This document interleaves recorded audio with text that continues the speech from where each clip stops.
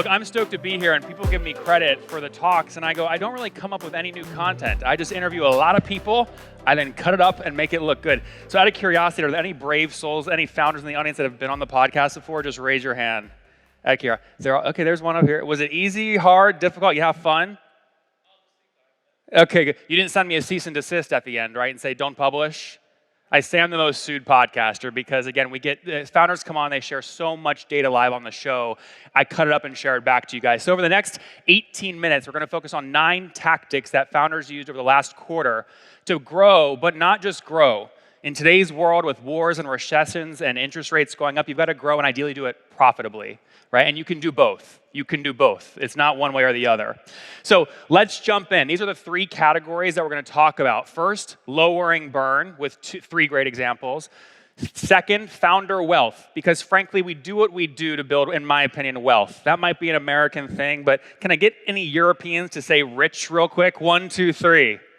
And there we go. We're bleeding off on you a little bit, right? This is a good thing. And then lastly, how do you grow revenue in unique ways? Again, none of this is my content. I've just interviewed these founders on my show, and we're going to use these examples.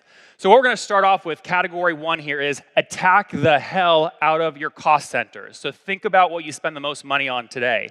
Many of you probably spend a lot on marketing and sales. Brian Halligan almost missed a massive opportunity at HubSpot with his secret army of employees. We're going to talk about the profit and paddle deal and why 4% is so powerful. And lastly, we'll talk about FormPiper and how he's built a $1.5 million company with 1 developer. Let's jump in first and listen to Brian and how he almost missed out today. 40% of his revenue comes from VARs, but listen to how it started. Oh my God. Did you let him have full creative control? He could decide what the kickback was and everything? Well, we worked on some of that together, the commission rates and all that stuff. But he basically ran an experiment to try to figure out how to sell HubSpot through agency partner programs. He ran it for 2-3 months, and we were like, well, this works, and let's formalize it. And, 10 years later, it's 40% of our business. So he did a fabulous job. But that was one of our early experiments that just worked. This is one of the right? Now 40% of the revenue. That guy was Peter Caputo, who now runs Databox. That was the sales guy at HubSpot that said, we need to try this, right? So the key thing here is how many of you guys have removed fixed cost from your P&L, right? You don't have to pay agencies a full-time salary like you do a sales rep or a growth person, right? How many of you are selling through channels, agencies, affiliates, channel partners, value-added resellers? Those are some ideas to think about, right? So that's tactic number 1. Tactic number 2 here in terms of attacking cost centers is, can you sell more without hiring more sales reps? So we're going down the funnel. We just talked about top of funnel, agencies, etc. Now let's go a little bit down sales folks. Can you scale without sales folks? Well, one of the great things about how Patrick Campbell built ProfitWell is part of that model outside of the productized service was upselling based off a % of retained revenue.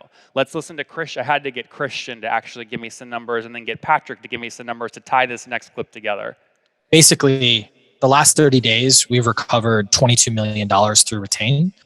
It's purely pay for performance. So now, what is the average % you're keeping then on that, would you say? I can tell you. Is it 5? Roughly between 4 and 6%. Yeah. Right, so you put the math together. Retained charges based off the $22 million they recover in a 30-day period. They attribute and credit, 50% of that back to the retained product, so about 10 to 12 million. And then Christian gave me the number I needed, which is multiply times 4 to 6% is what ProfitWell makes in terms of monthly revenue. So 400 to 600,000 bucks is what ProfitWell makes on the retained product. But the nice thing is, though, it can scale organically because they have a utility-based pricing, 4 to 6%. If I go to your guys' pricing page, do you have something that is utility-based pricing?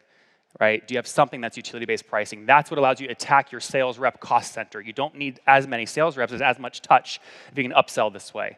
Lastly, I want to talk about Brad Parker. How many of you guys in the room today are in business world and you're going, I want to start a SaaS, but I need to find the engineer?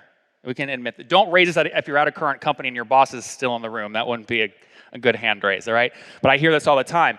And then I hear these stories like Brad Parker at FormPiper. How do you hit 1.5 in revenue, right, with no engineers? Well, outsourced dev shops. Now, when I say that, you go, icky, I want to own it in-house, it's IP. Well, I'll tell you what, there's a lot of companies growing revenue very quickly with small engineering teams because they use outsourced reps. Here's how you want to analyze and find a good outsourced firm to work with.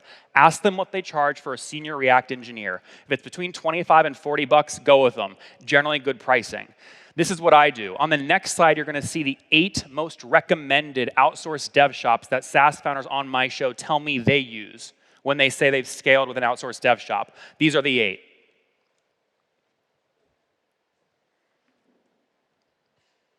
All right, so Fluxon's going to be your most expensive. They'll charge $250,000 to build your MVP. So that's great if you're already rich and you want to go into market with like an amazing product right away.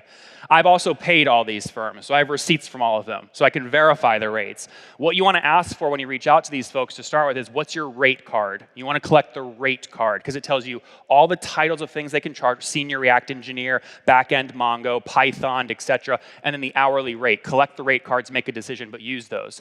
This is section 1. We're 5.5 minutes in. These are the key takeaways to attack your cost centers. We talked at HubSpot about attacking top of funnel, using value-added resellers so you don't have to hire those marketing folks full-time on your balance sheet, P&L. We talked about utility-based upselling with ProfitWell and how they grow nicely. And again, about using outsourced dev shops so you don't burn a ton of money on engineers. How are we feeling with section 1?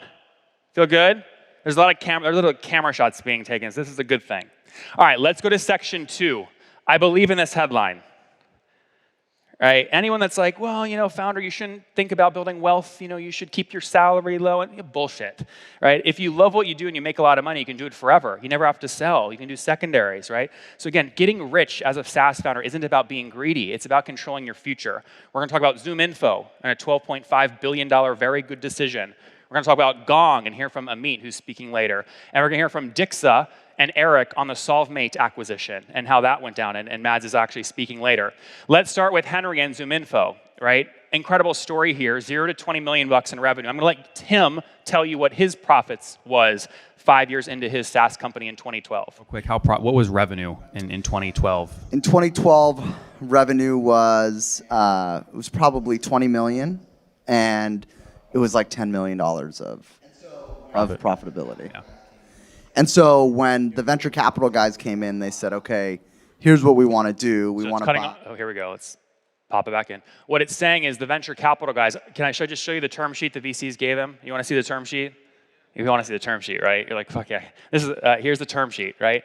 So he's launched in 2007. Let me go back one. Between 2011 and 2014, when he's scaling from $5 to $40 million in revenue, he gets an inbound term sheet. This was the offer.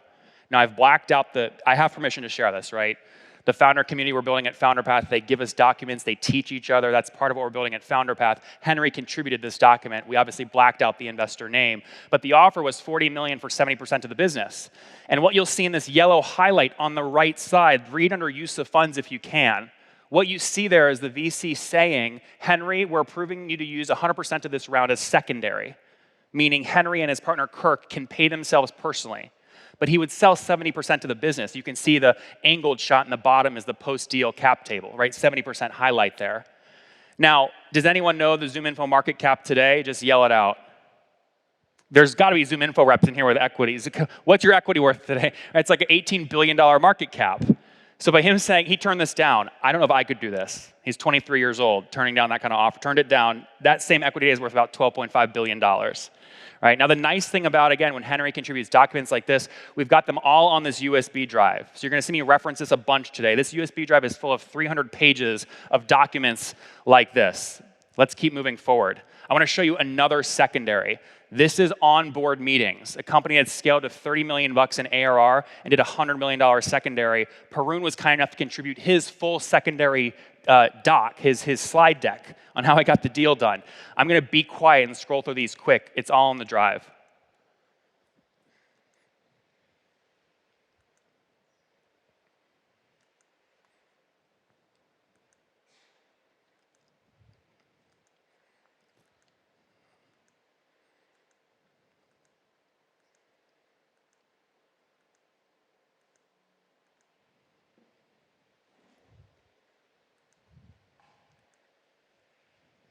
The vision, where they're going, how they see the future, the team, and then wrapping up. Again, so that full slide deck, all those columns you see out at our booth, it's a museum with these documents pasted on them. You can go read them, basically. The digital files are all on this USB drive. But again, incredible story. Make sure you visit the SaaS Museum. You'll see more documents like this.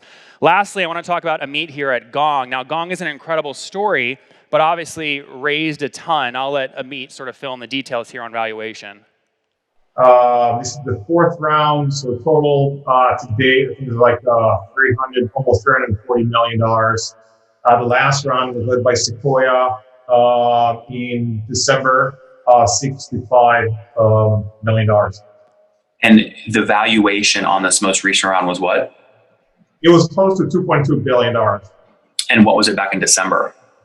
It was close to 750, so 3x. Yeah, so it sounds like you still have the majority of that 65 million from your last round in the bank, plus the extra 200 today. So I mean, so you've got sort of a war chest of somewhere like. Yeah, not the majority, the entirety. Got it. So you have like 260 million or so in the bank right now. You can do whatever you want with it. He ended there by saying more. All right, so Amit's ready to go for it, right? I love guys like Amit. They just tell me all the numbers. I'm like, valuation, equity share, they tell them all. But the thing here is, right, you look at what they scale. When you raise this much capital, I want you guys to remember this as bootstrap founders or capital efficient founders, you decrease your optionality.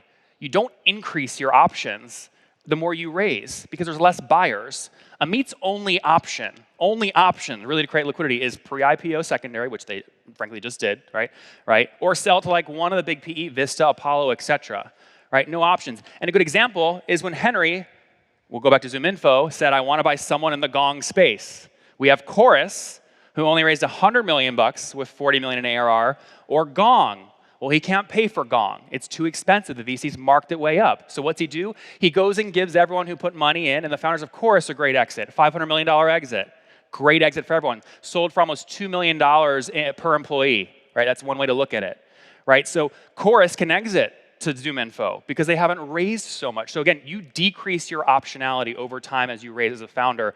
Never forget that.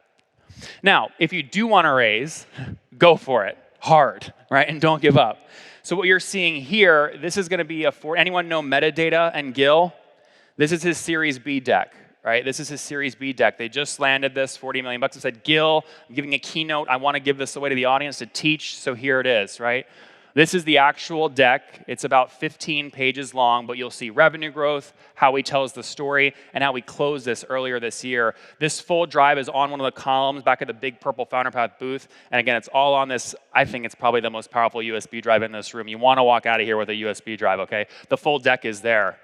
Lastly, I want to talk about Mads and Eric talking about founder wealth. Debt can make a founder very rich. It made Eric very rich when Mads paid for SolveMate. When you closed the Series C, you had about 15 million in ARR. No. That was around the 10, 11 as you mentioned there. Correct. Okay. Yes. But today you've grown post acquisitions to 15. Yes, and more. It's a balanced and holistic approach to this.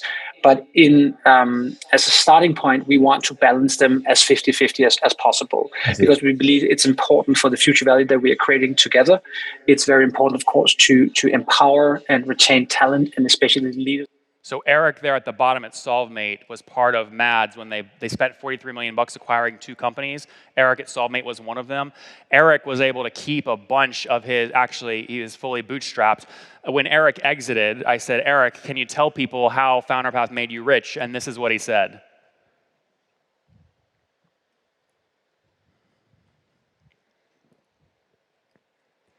The key thing you want to ask for, guys, if you're a founder and you're raising debt, you want to get the longest payback period possible, not the lowest interest rate.